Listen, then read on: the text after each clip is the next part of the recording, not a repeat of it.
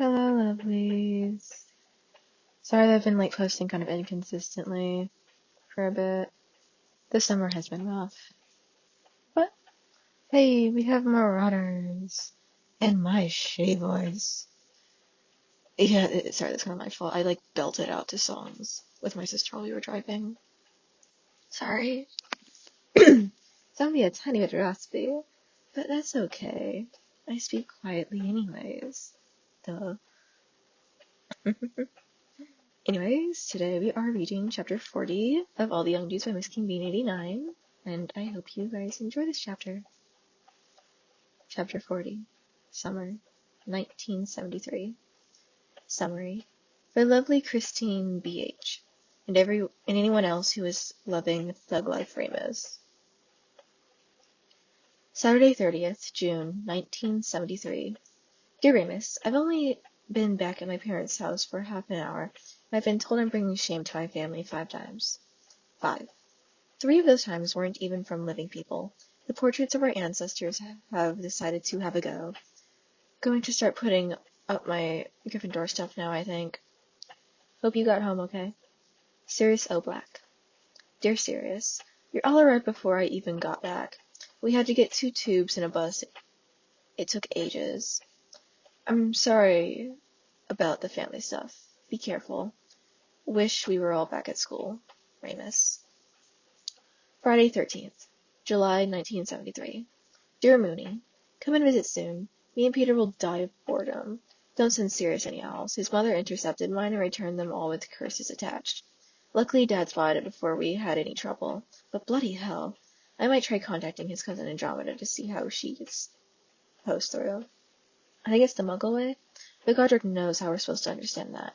I haven't even opened my Muggle Studies book yet. Let me know if you can come and visit. Remember, Mum said anytime. We can talk to your matron and Madame Pomfrey, the Minister for Magic, if we have to. James. Dear James, I know how the post works, but I'd have to nick some stamps, and I don't what Sirius's address is. I asked Pomfrey after the last moon. She said no. She said the Wizarding World is too dangerous for me. I don't know if she means I'm the one that's dangerous. Sorry, mate. Mooney. Sunday, 5th August, 1973. Dear Mooney, so you will not believe what happened. Seriously, the ceremony was all ready to go. I was in my hideous green dress robes with black lace cuffs. Lace. Mooney, just wrap your mind around that. You would have thought I looked a right prat. Regulus was there, my mother, father, half the family. When it comes to Narcissa, wearing something that looks like it belonged to my grandmother, and she didn't look happy. So I thought, well, fair enough. I'm not exactly thrilled.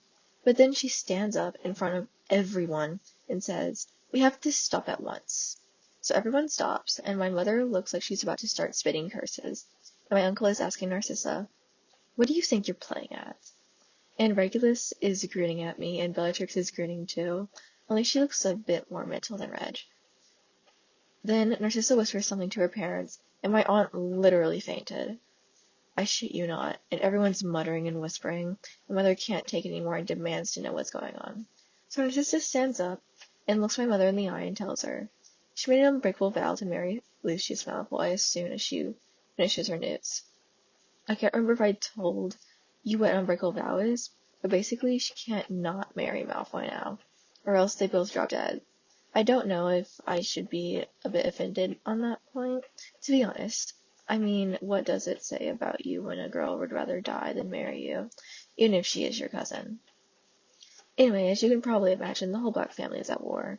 No one is talking to each other because a few curses ended up being thrown between my dad and my uncle. I can't believe Narcissa. Seriously, I actually got close to liking her for a second before I remembered she's still a Black and a Slytherin. And she wants to marry Lucius Slimy Get Malfoy of all people. But it looks like I'm off the hook. There aren't really any other cousins left for me to marry now. Everyone's furious, obviously. But for once, no one's furious at me. I think I'll probably be coming back to Hogwarts in September. I heard Mom talk about making Reg the heir instead. Just get off my nose. I couldn't care less about inheriting this foul house or their foul fortune. Rather, they just leave me alone and keep ignoring me forever.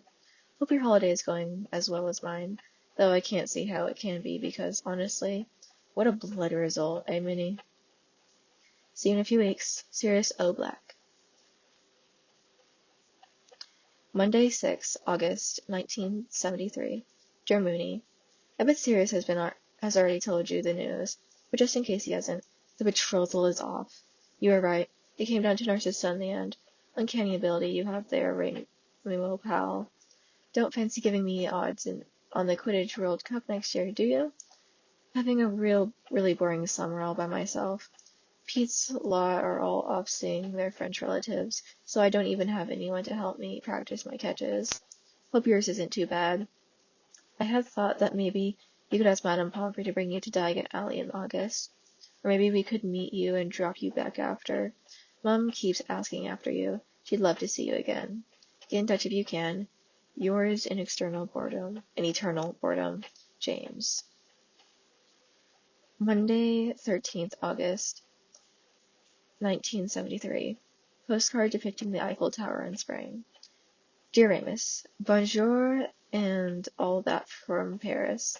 Hope your holidays are good. Wish you lot were here. Peter.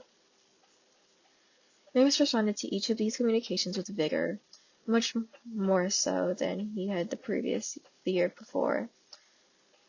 The Marauders had seen enough of his handwriting to know how wonky it was, and he didn't think they'd mind a few spelling mistakes. He told James he was very sorry, but he could not come to Diagon Alley.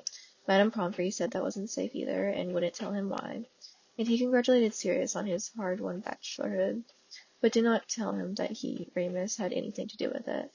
It would be too much like boasting, and he didn't want Sirius to feel like he owed him anything. Sirius's own summer was perhaps just as boring as James's and Sirius's, but filled with more purpose than any summer before. Madame Pomfrey was true to her word and arrived the evening before and the morning after each full moon. As such, he spent less time covered in bandages and had more time to read and plan for his year ahead. When his books arrived, courtesy of Dumbledore in the Hogwarts second-hand bin, Remus was thrilled to be able to get a head start on his reading. Arithmetic was very difficult, but the challenge was exciting, and Care of Magical Creatures was utterly absorbing, if only because of the fantastic illustrations. Even Matron commented, somewhat suspiciously, that Remus had changed a great deal after 2 years away at school. Nice to see you keeping out of trouble, she said one morning, when she found him sitting at the bottom of the garden reading a heavy textbook using his magic sheet of acetate. At the time, Remus simply squinted up at her and smiled benignly. She, of course, had no idea that before the summer was over, he was to have committed his first serious crime. Ever since his Christmas with the Potters, Remus had been plagued with one particular problem, and he wasn't sure how to best overcome it. Money. He didn't have any, muggle or wizard. Remus was as poor as you could possibly be. This had never mattered a great deal, after all. St. Amos supplied him with basic needs, and Hogwarts gave him everything else. But, he would have liked, at the very least, to be able to return the generosity his friends had shown him. They'd bought him countless sweets and gifts. Sirius had given him the ability to read, for goodness sake, and Lily had single-handedly rescued him his summer. For some time now, Remus had resolved to seek out the soonest opportunity that might result in payment. Fortunately for Remus, this opportunity presented itself one hot June afternoon. He was reading again, of course, sitting outside on a bench under the shade of an old club umbrella, which must have been donated at some point since his first year. Now he was 13, while Remus was not among the eldest boys at St. Edmund's. He was no longer at the bottom of the pile. He could generally escape being picked on too badly. A shadow fell over his book, and he looked up. Craig Newman, a 16-year-old skinhead, glared out at him. Craig's gang was the top of the pecking order at St. Eddie's. They all listened to reggae, wore overboots and drainpipe jeans, held up by suspenders. Some of them had tattoos, and all of them had bruises. "All right, Lupin," Craig grunted at him. Remus blinked, slowly closing his book and wondering if it was much good as a weapon. It was heavy, anyway. "All right, Newman." He nodded, trying not to look small and scared. He slipped naturally back into his old accent over the summer, slurring words and dropping consonants. It was safest. "She readin'." Craig squinted down at the book, looking mistrustful. Remus wondered if Craig could read. He shrugged nonchalantly. "Just something for school." "Yeah," Craig nodded. Remus didn't move a muscle. He couldn't understand what was happening. Did Craig really just want a casual chat? "You're clever, ain't ya?" the older boy said suddenly. Remus didn't know which response was more likely to get him beat up, so he just didn't answer at all. No matter, Craig didn't seem to mind. He just scratched his chin, then pulled a packet of cigarettes out of his shirt sleeve. "Yeah, you're clever. Always reading and all that." He lit the cigarette with a match from Hit Boot, then offered Remus the pack. Remus reached out and took one. He never smoked before. Most of the boys at St. Edmund's did. Craig lit it for him, and Remus inhaled. His eyes filled with tears at once, and he tried desperately not to cough and sputter. It was disgusting. Craig looked at him with some amusement and continued. "Small too, skinny-like." "I suppose," Remus replied, coughing, watching Craig inhale and then try to copy him. "Fancy coming on a job?" "Job?" Craig nodded, his tiny eyes fixed on Remus. "Yeah, you'd be good. Gotta do over the Hoffy in town tomorrow night. Ain't got no security. Ain't got nothing. Nothing? Except the dog. Going after the till and the booze. You can have a share. Just need to pop you through the back window." "Right." Remus nodded as if the prospect did not utterly terrify him. He sucked on a cigarette again, out of habit this time. He could sort of see the appeal, once he got over the taste. He considered Craig's suggestion. On the one hand, it was bloody dangerous. Newman's gang weren't known for their finesse, and a few of them were already on probation. On the other hand, it did not seem as though he had much choice. When Craig Newman wanted you to do something, you sort of just had to do it. Plus, he could definitely benefit. Uncle Money was all but useless to him, of course, but there might be a way. Remus looked Craig Newman in his little piggy eyes. "I just want fags." Craig smirked and nodded, and so Remus began his short career as a burglar. Notes: UK slang.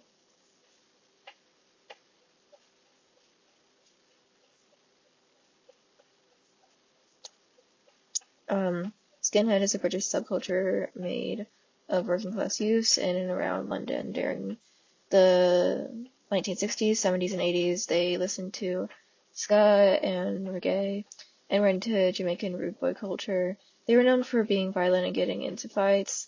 Later, in the late 70s and 80s, the movement became white nationalist and skinhead became shorthand for racist. Bover boots, heavy black and steel-toed boots worn by skinheads.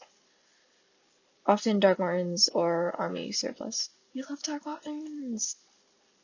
Doing over is Rob Burger's off-license British term for a convenience store tobacconist.